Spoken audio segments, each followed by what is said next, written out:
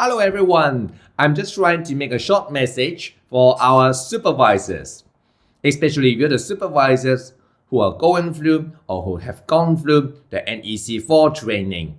Now, over the past few weeks, I've been traveling around to different regions to visit different clients, and I've spoken to different supervisors from different clients and organizations. I just noticed something. Some of you may feel a little bit stressed when it comes to NEC4, this contract, especially ECC contract, which is understandable. You may think, oh my goodness, my job here is to follow the procedures and do the supervision, the test and inspection, and that's it. Why do I need to understand all the details in here? Why do I need to understand the program? Why do I even need to understand the different options in NEC? Why do I need to understand how the project manager is going to pay the contractor? Why? Why dispute resolution? Are you sure I'm not going to court? Things like that. Now, let me just say this. And I just want to encourage a number of you a little bit. Do you know in NEC4, actually in other NEC versions, the supervisor is not like below the project manager, regardless of what your organization chart says. The supervisor is not below the project manager. The supervisors, they are at the same level as the project managers in NEC4. Even though in real life, you may be reporting to a certain project manager, but do you know in NEC4, you are at the same level as the project manager in terms of roles and responsibilities. NEC, this contract, simply divide the workload into two different groups of people. They are just names. One group of people, we call that project managers. The other group of people, we call that supervisor. And that's it. You are in fact our most valuable players in the contract. Most valuable players. MVPs. Do you watch basketballs? So MVPs. If you watch football, it's still the same, okay? The most valuable players. Now then, do you know there are some of the actions or roles and responsibilities in the contract that only you have the power to do it? You do have authorities. You do have authorities to notify defects, for example. Clause 43.2 says so. So 432, you notify. 432, you notify. As simple as that. 432, you notify. You notify defects. A project manager cannot notify a defect, do you know? Do you know there are some instructions that only you can give? The project manager cannot give an instruction to search for defect, do you know? So you do have the authority under the contract to do something, to make good something, to make life better, to make the contract better, to make the project better. And that is your role. And that is the reason why in this NEC4 training, we try to tell you something which you may not think is 100% necessary for your work. The reason being, in order for you to carry out some of the works, sometimes you may need to understand the language of the other side. Learning NEC4 is simply like learning a new language. If you're working on site like 5 days a week, if you hear the contractor say something, would you like to understand their language? For example, what do you mean by compensation events? What do you mean by an act of God? So what do you mean by notification of compensation event? And what do you mean by implementation of compensation event? If you want to talk to them, you may want to learn the language. So this NEC4 training course for the supervisors is actually a course to help you to learn a new language. And that is it. Now, on the other hand, apart from speaking the language of the other side, sometimes there are interfaces between you and the contractor. And it is quite distinct in NEC contracts.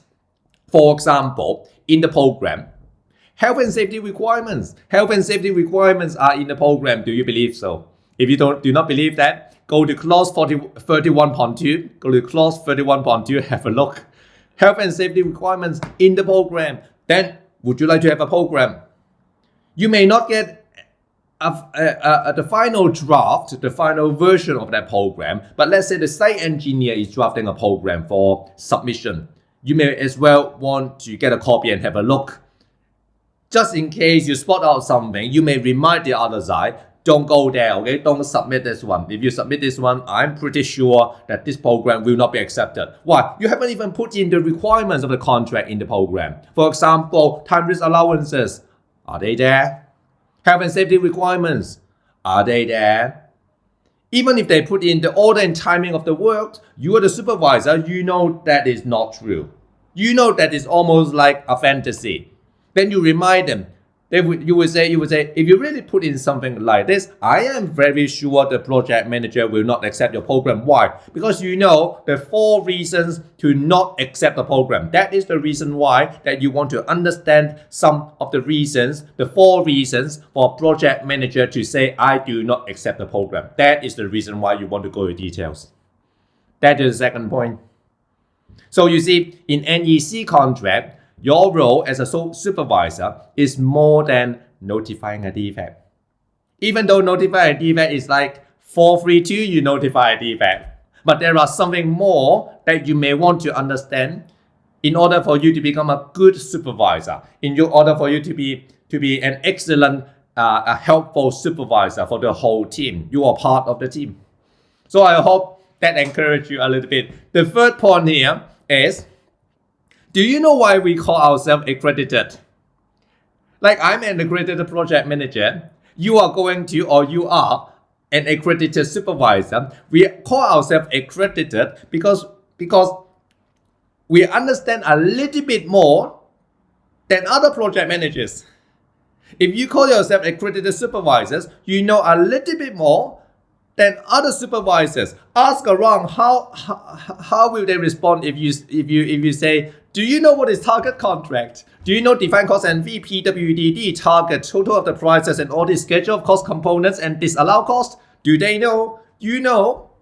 If you know, then you know a little bit more than the other supervisors. Potentially that may help with your work and career path as well. Some of you just started your supervisor career path.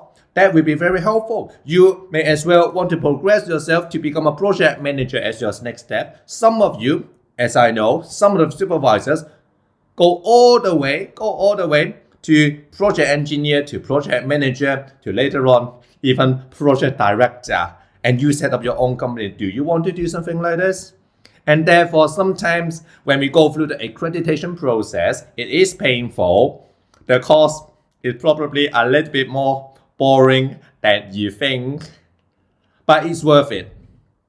So how about this? So next time round, remember yourself as the most valuable player in the field. In fact, the project manager needs your help. The project manager in your contract needs your input. Otherwise, how do you think they can talk with the contractor in the early warning meetings? How do you think they know the real progress on site versus the progress on paper? They require your input. A lot of the times it's about communication in this NEC contract. So I hope this video, which is a little bit unusual, will encourage you, the supervisor, a little bit to carry on. Don't give up. If you cannot make it in the first attempt in the accreditation assessment, try again. Do something, ask questions, especially if you come to my course. Usually I allow people to send me emails to ask questions. Try again and again, then you will make it. It's worth it. So all the best. I hope we will cross paths in NEC again soon.